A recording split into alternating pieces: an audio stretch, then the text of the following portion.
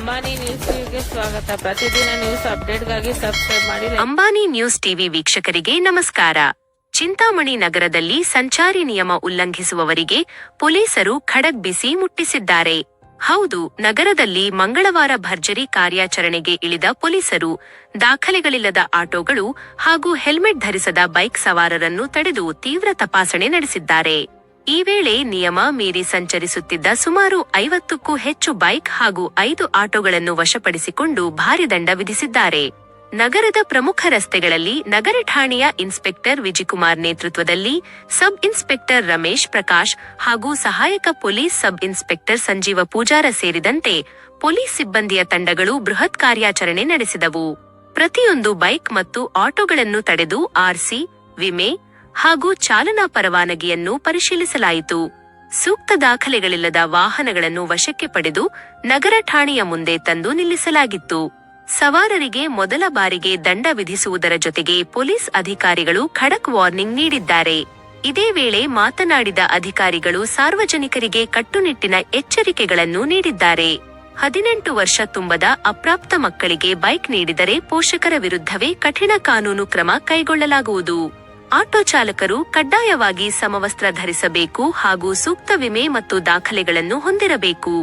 ಅತಿಯಾದ ವೇಗ ಮತ್ತು ಮೊಬೈಲ್ ಮಾತನಾಡುತ್ತಾ ವಾಹನ ಚಲಾಯಿಸಬೇಡಿ. ನಿಮ್ಮನ್ನು ನಂಬಿ ಮನೆಯಲ್ಲಿ ಕುಟುಂಬ ಕಾಯುತ್ತಿರುತ್ತದೆ ಎಂಬುದನ್ನು ಮರೆಯಬೇಡಿ ಎಂದು ಕಿವಿಮಾತು ಹೇಳಿದ್ದಾರೆ.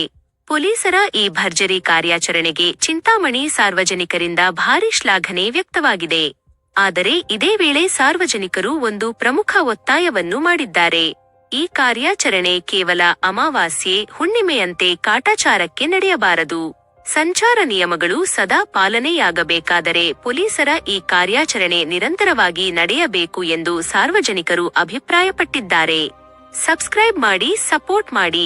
ಅಂಬಾನಿ ನ್ಯೂಸ್ ಟಿವಿ, ನಿರಂತರ ಸುದ್ದಿಗಾಗಿ ನೋಡ್ತಾ ಇರಿ. ಮಾತೇ ಇಲ್ಲ. ಸುಮ್ಮನೆ ನೋಡಿ ಪೊಲೀಸರಿಗೆಲ್ಲ ದುಡ್ಡು ಕೊಡ್ಬೇಕಾ, ಫೈನ್ ಕಟ್ಟಬೇಕಾ? ಅನ್ಯಾಯವಾಗಿ 500 ರೂಪಾಯಿ ವೇಸ್ಟ್ ಆಗ್ತದೆ. ಕಂಟಿನ್ಯೂ ಮಾಡಿದ್ರೆ ಆಗ್ತಾರೆ ಕಂಟಿನ್ಯೂ ಆಗಿ ತಿಳ್ಕೊಳ್ಳಿ. ಹೆಲ್ಮೆಟ್ ಆಗೋದು ನಿಮ್ಮ ಸುರಕ್ಷೆಗೆ. ನಾವು ಕಂಟಿನ್ಯೂ ಮಾಡಲಿಲ್ಲ ಅಂದರೆ ನಿಮ್ಮ ಸುರಕ್ಷತೆ ನೀವೇ ನೋಡ್ಕೋಬೇಕಲ್ಲ. ಕಂಟಿನ್ಯೂ ಆಗಿ ಆಕ್ಸಿಡೆಂಟ್ಗಳು ಆಗ್ತಾ ಇದೆ, ಯಾರ ಜವಾಬ್ದಾರಿ ಅದು? ಆಕ್ಸಿಡೆಂಟು, ತಲೆ ಹೊಡ್ಕೋತಾರೆ, ನಿಮ್ಮ ಹೆನ್ಸ್ಗಳಿಗೆ ಹೋಗ್ತಾರೆ, ಅಲ್ಲಿ ಮನೆ ಮಠ ಎಲ್ಲ ಬೀದಿಗೆ ಬರುತ್ತೆ. ನೀವು ನಿಮ್ಮ ಮನೆಗಳಲ್ಲಿ ಒಬ್ಬೇ ದುಡಿತಾ ಇರ್ತೀರಿ. ಆ ದುಡಿಯೋಂಥ ವ್ಯಕ್ತಿನೇ ಈ ಥರ ಆಕ್ಸಿಡೆಂಟ್ ಆಗಿ ರೋಡಲ್ಲಿ ಬಿದ್ದರೆ,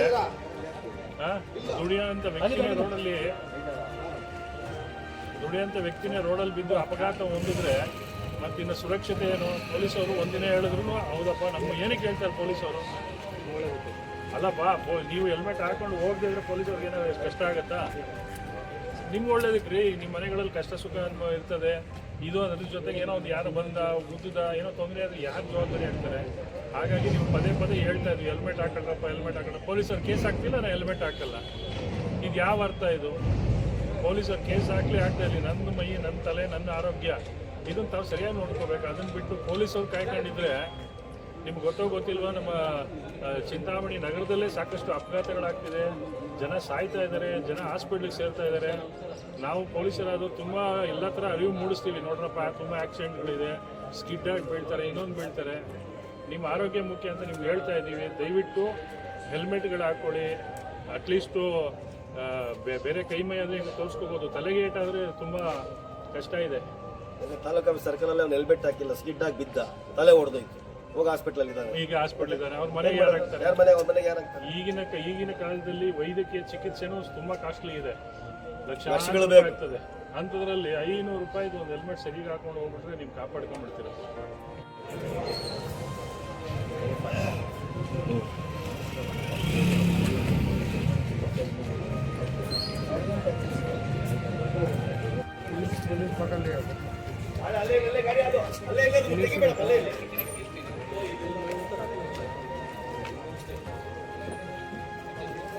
ನಿಮ್ಮ ಜೀವ ನೀವು ಕಾಪಾಡಿಕೊಳ್ಳಿ.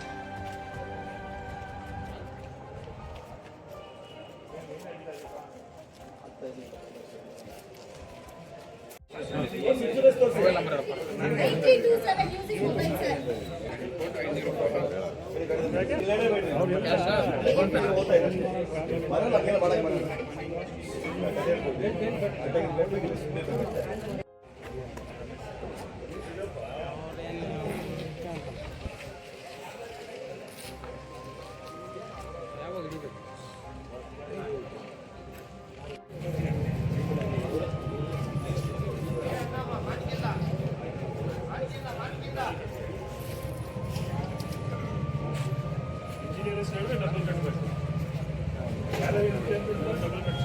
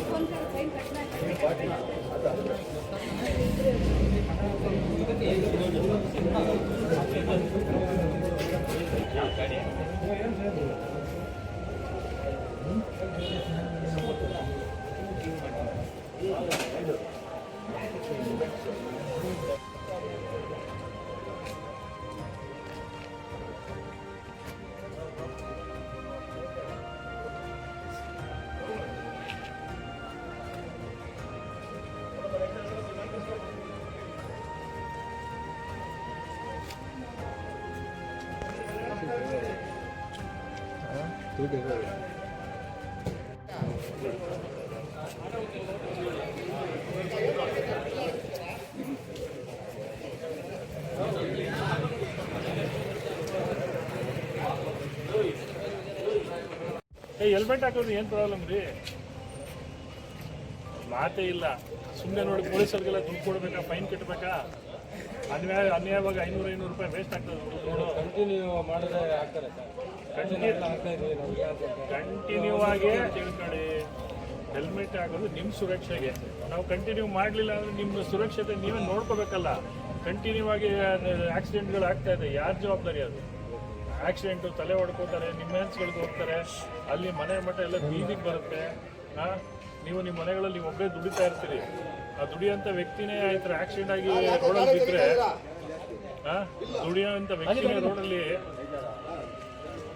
ದುಡಿಯೋಂಥ ವ್ಯಕ್ತಿನೇ ರೋಡಲ್ಲಿ ಬಿದ್ದು ಅಪಘಾತ ಹೊಂದಿದ್ರೆ ಮತ್ತಿನ್ನು ಸುರಕ್ಷತೆ ಏನು? ಪೊಲೀಸವರು ಒಂದಿನ ಹೇಳಿದ್ರು ಹೌದಪ್ಪ ನಮ್ಮ ಏನಕ್ಕೆ ಹೇಳ್ತಾರೆ ಪೊಲೀಸವರು? ಅಲ್ಲಪ್ಪ, ನೀವು ಹೆಲ್ಮೆಟ್ ಹಾಕೊಂಡು ಹೋಗದೇ ಇದ್ರೆ ಪೊಲೀಸವ್ರಿಗೆ ಏನೋ ಕಷ್ಟ ಆಗುತ್ತಾ? ನಿಮ್ಗೆ ಒಳ್ಳೇದಕ್ಕೆ ರೀ. ನಿಮ್ಮ ಮನೆಗಳಲ್ಲಿ ಕಷ್ಟ ಸುಖ ಅನುಭವ ಇರ್ತದೆ. ಇದು ಅದ್ರ ಜೊತೆಗೆ ಏನೋ ಒಂದು ಯಾರು ಬಂದ ಗುದ್ದಿದ ಏನೋ ತೊಂದರೆ ಅದು ಯಾರು ಜವಾಬ್ದಾರಿ ಆಗ್ತಾರೆ? ಹಾಗಾಗಿ ನೀವು ಪದೇ ಪದೇ ಹೇಳ್ತಾ ಇದ್ವಿ ಹೆಲ್ಮೆಟ್ ಹಾಕಲ್ಲಪ್ಪ, ಹೆಲ್ಮೆಟ್ ಹಾಕಲ್ಲ. ಪೊಲೀಸರು ಕೇಸ್ ಹಾಕ್ತಿಲ್ಲ, ನಾನು ಹೆಲ್ಮೆಟ್ ಹಾಕಲ್ಲ. ಈಗ ಯಾವ ಅರ್ಥ ಇದು? ಪೊಲೀಸರು ಕೇಸ್ ಹಾಕ್ಲಿ ಆಗ್ತಾ ಇಲ್ಲ. ನನ್ನ ಮೈ, ನನ್ನ ತಲೆ, ನನ್ನ ಆರೋಗ್ಯ ಇದನ್ನು ತಾವು ಸರಿಯಾಗಿ ನೋಡ್ಕೋಬೇಕು. ಅದನ್ನು ಬಿಟ್ಟು ಪೊಲೀಸರು ಕಾಯ್ಕೊಂಡಿದ್ರೆ ನಿಮ್ಗೆ ಗೊತ್ತಿಲ್ವಾ, ನಮ್ಮ ಚಿಂತಾಮಣಿ ನಗರದಲ್ಲೇ ಸಾಕಷ್ಟು ಅಪಘಾತಗಳಾಗ್ತಿದೆ, ಜನ ಸಾಯ್ತಾ ಇದ್ದಾರೆ, ಜನ ಹಾಸ್ಪಿಟ್ಲಿಗೆ ಸೇರ್ತಾ ಇದ್ದಾರೆ. ನಾವು ಪೊಲೀಸರಾದ್ರು ತುಂಬ ಎಲ್ಲ ಥರ ಅರಿವು ಮೂಡಿಸ್ತೀವಿ. ನೋಡ್ರಪ್ಪ, ತುಂಬ ಆಕ್ಸಿಡೆಂಟ್ಗಳಿದೆ, ಸ್ಕಿಡ್ ಆಗಿ ಬೀಳ್ತಾರೆ, ಇನ್ನೊಂದು ಬೀಳ್ತಾರೆ, ನಿಮ್ಮ ಆರೋಗ್ಯ ಮುಖ್ಯ ಅಂತ ನಿಮ್ಗೆ ಹೇಳ್ತಾ ಇದ್ದೀವಿ. ದಯವಿಟ್ಟು ಹೆಲ್ಮೆಟ್ಗಳು ಹಾಕ್ಕೊಳ್ಳಿ. ಅಟ್ಲೀಸ್ಟು ಬೇರೆ ಕೈ ಮೈ ಆದರೆ ನೀವು ತೋರಿಸ್ಕೋಬೋದು. ತಲೆಗೆ ಏಟಾದರೆ ತುಂಬ ಕಷ್ಟ ಇದೆ. ತಾಲೂಕು ಸರ್ಕಲಲ್ಲಿ ಅವ್ನು ಹೆಲ್ಮೆಟ್ ಹಾಕಿಲ್ಲ, ಸ್ಕಿಡ್ ಆಗಿ ಬಿದ್ದ, ತಲೆ ಹೊಡೆದೋಯ್ತು, ಹೋಗಿ ಹಾಸ್ಪಿಟಲ್ ಇದ್ದಾನೆ. ಈಗ ಹಾಸ್ಪಿಟಲ್ ಇದ್ದಾನೆ. ಅವ್ರ ಮನೆಗೆ ಯಾರು ಹಾಕ್ತಾರೆ? ಈಗಿನ ಕಾಲದಲ್ಲಿ ವೈದ್ಯಕೀಯ ಚಿಕಿತ್ಸೆನೂ ತುಂಬಾ ಕಾಸ್ಟ್ಲಿ ಇದೆ, ಲಕ್ಷಗಳು ಬೇಕಾಗ್ತದೆ. ಅಂಥದ್ರಲ್ಲಿ 500 ರೂಪಾಯಿದು ಒಂದು ಹೆಲ್ಮೆಟ್ ಸರಿಗೆ ಹಾಕೊಂಡು ಹೋಗ್ಬಿಟ್ರೆ ನೀವು ಕಾಪಾಡ್ಕೊಂಡ್ಬಿಡ್ತೀರ.